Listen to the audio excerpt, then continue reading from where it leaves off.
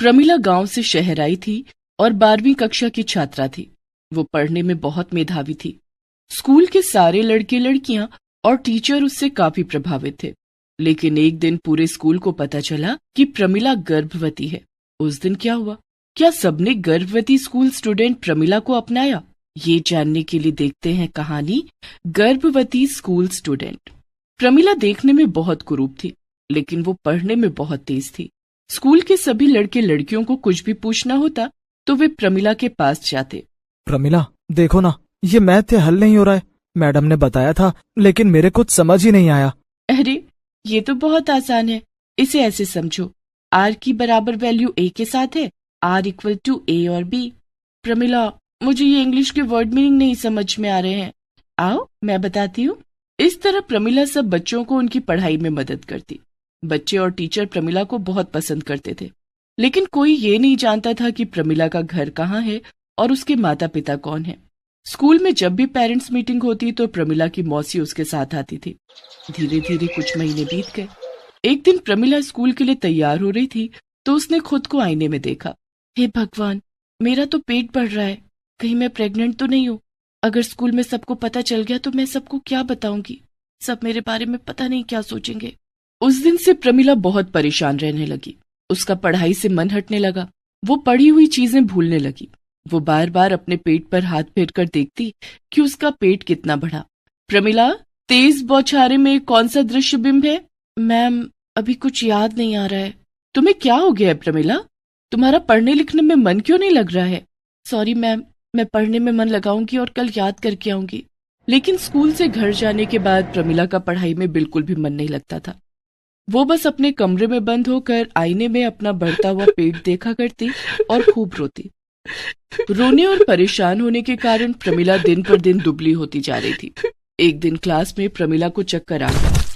Class के सारे बच्चे और टीचर उसे उठाकर कॉमन रूम में ले गए और पानी के छींटे मारकर उसे होश में लेकर आए। मेरा सिर चकरा रहा है। मेरी आंखों के सामने अंधेरा छा रहा है। घबराओ मत प्रमिला, हम तुम्हें डॉक्टर के पास ले चलते हैं। डॉक्टर का नाम सुनकर प्रमिला डर गई और मन में सोचने लगी, कहीं मैं सचमुच प्रेग्नेंट हुई तो प्रिंसिपल मैडम को सच पता चल जाएगा और फिर पूरे स्कूल को पता चल जाएगा। नहीं, मैं डॉक्टर के पास नहीं जाऊंगी। प्रमिला ने प्रिंसिपल से कहा, नहीं मैडम, मैं डॉक्टर के पास नहीं जाऊंगी। तभी किसी ने पास के अस्पताल में फोन करके डॉक्टर को स्कूल में ही बुला लिया। डॉक्टर को स्कूल में देखकर, कोई बात नहीं प्रमिला, तुम डॉक्टर के पास नहीं जाना चाहती थी ना? देखो डॉक्टर साहब खुद तुम्हारा चेकअप करने आ गए। घबराओ मत, तुम बिल्कुल ठीक हो जाओगी। डॉक्टर ने प्रमिला का चेकअप किया। चेकअप करने के बाद डॉक्टर ने प्रिंसिपल से कहा, क्या ये बच्ची शादीशुदा है? नहीं डॉक्टर साहब, ये तो 12वीं की स्टूडेंट है। ये हमारे स्कूल की सबसे तेज बच्ची है। अभी तो इसे बहुत पढ़ना है, लेकिन आप ऐसा क्यों कह रहे हैं? क्योंकि ये लड़की प्रेग्नेंट है। क्या? प्रेग्नेंट? ये आप क्या कह रहे हैं? मैं बिल्कुल ठीक कह रहा हूँ। ये लड़की 4 महीने से प्रेग्नेंट है। इसे अपने खाने पीने का बहुत ध्यान रखना होगा और टेंशन बिल्कुल नहीं लेना है, नहीं तो बच्चे की सेहत पर बहुत बुरा असर पड़ सकता है। अच्छा, मैं चलता हूँ। डॉक्टर के जाने के बाद ये बात पूरे स्कूल में फैल गई कि प्रमिला प्रेग्नेंट है। स्कूल के सभी टीचर और बच्चे उसे नफरत भरी नजरों से देखने लगे। प्रिंसिपल ने बहुत ही रूखे स्वर में प्रमिला से कहा, प्रमिला, मैं तो तुम्हें बहुत अच्छी लड़की समझती थी, लेकिन तुम तो ठीक इसके विपरीत निकली। अब मैं समझी कि क्यों तुम्हारा पढ़ाई में मन नहीं लग रहा था, क्योंकि तुम्हारा मन तो कहीं और लग रहा था। तुम्हें ऐसी गंदी हरकत करते हुए शर्म नहीं आई? तुम्हारे कारण हमारे स्कूल की बहुत बदनामी हुई है। कौन है वो लड़का जिसका तुम पाप अपने पेट में लेकर स्कूल आती हो? प्रमिला रोते हुए बोली, मैडम, आप मुझे गलत समझ रही हैं। मैं ऐसी वैसी लड़की नहीं हूँ। चुप रहो, एक तो गलती करती हो, ऊपर से जबान चलाती हो। तुम्हारे जैसी लड़की के लिए मेरे स्कूल में कोई जगह नहीं है। तुम कल ही अपनी मौसी को लेकर स्कूल आना और अपना लिविंग सर्टिफिकेट ले जाना। बेचारी प्रमिला रोते हुए अपने क्लासरूम में आई और अपना स्कूल बैग उठाकर घर जाने लगी। उसे देखकर स्कूल के सभी लड़के लड़कियां हंस रहे थे। वो देखो, गर्भवती स्कूल स्टूडेंट। इसमें इसकी कोई गलती नहीं, इसका पढ़ने में मन लगता ही नहीं था।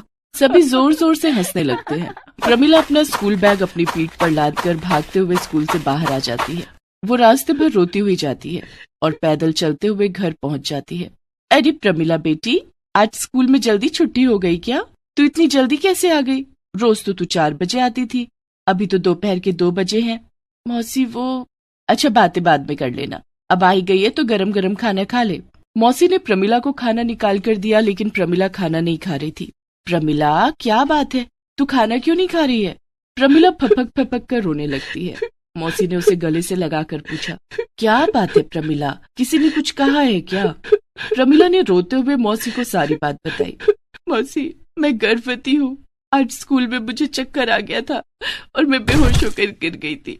प्रिंसिपल मैडम ने स्कूल में डॉक्टर को बुला लिया और पूरे स्कूल को पता चल गया कि मैं प्रेग्नेंट हूँ। प्रिंसिपल मैडम ने कल आपको स्कूल बुलाया है। प्रमिला की बात सुनकर मौसी भी परेशान हो गई, लेकिन उन्होंने प्रमिला को ढांढस बंधाते हुए कहा, तू परेशान मत हो प्रमिला, तुझे स्कूल से कोई नहीं निकालेगा। मैं कल तेरे साथ स्कूल चलूंगी। दूसरे दिन मौसी प्रमिला के साथ स्कूल पहुंची। स्कूल में प्रिंसिपल मैडम के सामने, देखिए शोभा जी, प्रमिला गर्भवती है और ऐसी लड़की को हम अपने स्कूल में नहीं पढ़ने दे सकते। स्कूल में पढ़ने वाले दूसरे बच्चों पर बुरा असर पड़ेगा, इसलिए प्रमिला का नाम इस स्कूल से काटा जा रहा है। प्रिंसिपल मैडम, प्रमिला को स्कूल से निकालने से पहले इसकी सच्चाई तो जान लीजिए। कैसी सच्चाई? दरअसल प्रमिला ने 10वीं तक गांव में पढ़ाई की है। हमारे गांव में लड़कियों की बहुत ही कम उम्र में शादी कर दी जाती है। प्रमिला के माता पिता ने भी इसकी शादी कर दी थी। प्रमिला का बाल विवाह हुआ है। प्रमिला का बच्चा नाजायज नहीं है। लेकिन फिर प्रमिला आपके पास क्यों रहती है? ये अपने ससुराल में क्यों नहीं रहती? प्रमिला के ससुराल वालों की दहेज के कुछ डिमांड रह गए थे, जिसे इसके माता पिता ने पूरा करने का वादा किया था। लेकिन उससे पहले एक हादसे में उन दोनों की मौत हो गई, जिसके बाद प्रमिला के ससुराल वालों ने उसे घर से निकाल दिया। प्रमिला का कोई सहारा न होने के कारण मैं इसे अपने पास ले आई। इसके ससुराल वाले इसे हमेशा इसकी बदसूरती और दहेज के ताने दिया करते थे और मारते भी थे। इसलिए मैंने प्रमिला को शहर लाना ठीक समझा। प्रमिला पढ़ने लिखने में बहुत तेज थी, इसलिए इसका नाम आपके स्कूल में लिखवा दिया। प्रमिला की पूरी कहानी सुनकर प्रिंसिपल मैडम का हृदय करुणा से भर गया। उनके मन में प्रमिला के लिए ढेर सारा प्यार उमड़ आया। उन्होंने प्रमिला के सिर पर हाथ फेरते हुए कहा, मुझे माफ कर दो प्रमिला। मुझे नहीं पता था कि तुमने इतनी छोटी सी उम्र में इतने दुख उठाए हैं। तुम्हें इस स्कूल से कोई नहीं निकालेगा। तुम खूब पढ़ो और अपने पैरों पर खड़ी हो जाओ, लेकिन उससे पहले मैं तुम्हारे ससुराल वालों को उनके किए की सजा दिलाऊंगी। प्रिंसिपल मैडम ने पूरे स्कूल को प्रमिला के जीवन के संघर्ष की कहानी बताई। सभी टीचर और बच्चों ने भी प्रमिला से माफी मांगी। उन सभी के दिल में प्रमिला के लिए इज्जत और बढ़ गई। प्रमिला अब रोज की तरह स्कूल आने लगी। अब उसका मन पहले की तरह पढ़ने में लगने लगा। इधर स्कूल की प्रिंसिपल और मौसी ने मिलकर प्रमिला के ससुराल वालों पर दहेज प्रताड़ना और घर से जबरन बाहर निकालने का केस किया, जिसके बाद पुलिस ने प्रमिला के ससुराल वालों को गिरफ्तार करके जेल भेज दिया। प्रिंसिपल मैडम, आपका बहुत बहुत धन्यवाद। प्रमिला, तुम्हारे जैसी होनहार छात्रा की मदद करना मेरा फर्ज है। चाहे कितनी भी कठिनाइयां आए, किसी भी कीमत पर अपनी पढ़ाई मत छोड़ना। धीरे धीरे प्रमिला का बच्चा पेट में बढ़ता जा रहा था और उसकी पढ़ाई भी रफ्तार पकड़ रही थी। गर्भवती प्रमिला उसी हालत में स्कूल आती और खूब मन लगाकर पढ़ाई करती। धीरे धीरे 12वीं की परीक्षा का समय भी नजदीक आ गया था। इधर प्रमिला के प्रसव का समय भी नजदीक आ रहा था। एक दिन प्रमिला रात में पढ़ाई कर रही थी। ओह, मेरे पेट में बहुत तेज दर्द हो रहा है। उफ, ये दर्द तो बढ़ता ही जा रहा है। अब मैं क्या करूं? परसों मेरी 12वीं की परीक्षा भी है। पढ़ाई में ध्यान लगाने की कोशिश करती हूँ। प्रमिला पढ़ाई करने की कोशिश करने लगी, लेकिन उसके पेट का दर्द बढ़ता ही जा रहा था। प्रमिला से दर्द बर्दाश्त नहीं हो रहा था। दर्द के मारे वो जोर जोर से चिल्लाने लगी। उसके चिल्लाने की आवाज सुनकर उसकी मौसी दौड़ी दौड़ी उसके कमरे में आई। क्या हुआ प्रमिला? क्या हुआ बेटी? मौसी, मेरे पेट में बहुत तेज दर्द हो रहा है। प्रमिला की मौसी उसे फौरन अस्पताल लेकर गई। अस्पताल जाकर प्रमिला ने एक सुंदर से बेटे को जन्म दिया। बेटे को जन्म देने के बाद प्रमिला फौरन परीक्षा की तैयारी करने लगी। तभी वहाँ डॉक्टर साहब आ गए। इन्हें कुछ दिनों के आराम की जरूरत है, अभी इन्हें पढ़ाई नहीं करनी चाहिए। प्रमिला बेटी, पढ़ाई बाद में कर लेना, अभी तू आराम कर। मौसी, परसों मेरी फाइनल परीक्षा है, मुझे पढ़ाई तो करनी होगी, मुझे सबसे अव्वल आना है। प्रमिला ने हॉस्पिटल में ही पढ़ाई जारी रखी और परीक्षा वाले दिन वो हॉस्पिटल से ही परीक्षा देने गई।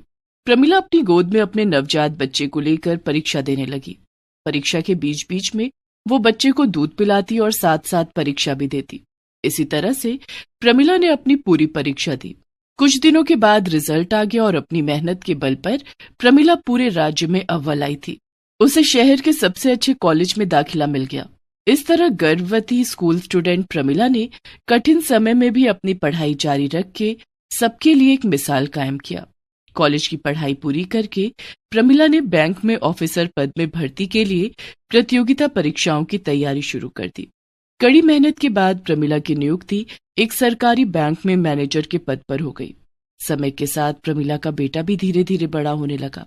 वो अपने बेटे को भी पढ़ाई के लिए प्रेरित करती। Please subscribe this channel.